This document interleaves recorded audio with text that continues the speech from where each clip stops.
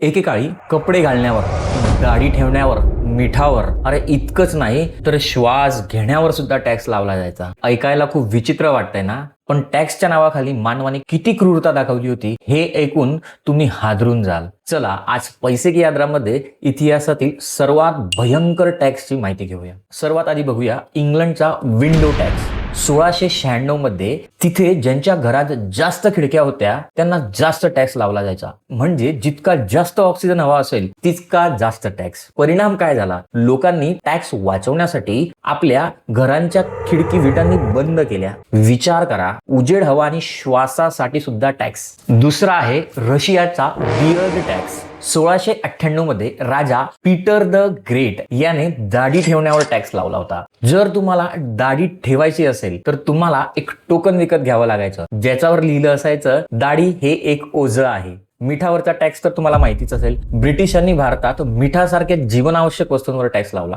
यामुळे गरिबांना मीठ विकत घेणं खूप कठीण झालं, ज्याच्या विरोधात महात्मा गांधीजींनी पुढे दांडी यात्रा काढली. मग काय पुढे तो टॅक्स बंद झाला. आता बोलूया the darkest part of tax history. सर्वात भयंकर इतिहास आपल्या भारताचा आहे. 18व्या शतकात केरळमध्ये मुलक्करम किंवा ब्रीस टॅक्स नावाचा एक क्रूर कायदा होता. खालच्या जातीच्या स्त्रियांना त्यांचे शरीर झाकण्यासाठी हा टॅक्स द्यावा लागत होता. तेव्हा नांगेली नावाच्या एका शूर स्त्रीने या अन्यायाविरुद्ध आवाज उठवला आणि स्वतःचा जीव दिला. तेव्हा कुठे त्या काळात हा कायदा बंद झाला. हे ऐकून आपल्याला आज खूप त्रास होत असेल, पण एक गोष्ट पक्की आहे, हा टॅक्स समाज सुधारण्यासाठी नव्हता तर प्रजेला गुलाम बनवण्यासाठी होता. आज आपण ओरडतो की टॅक्स खूप वाढलाय, पण खरं सांगू आज आपल्याला किमान श्वास घेण्यासाठी, खिडक्या उघड्या ठेवण्यासाठी किंवा दाढीसाठी टॅक्स भरावा लागत नाहीये. आजची टॅक्स सिस्टीम कडक असेल पण ती किमान मानवी हक्कांचा विचार तरी करते. आता जरा विचार करा, जे लोक आज इन्कम टॅक्स आणि जीएसटी ला शिव्या घालतात ते जर त्या काळात असते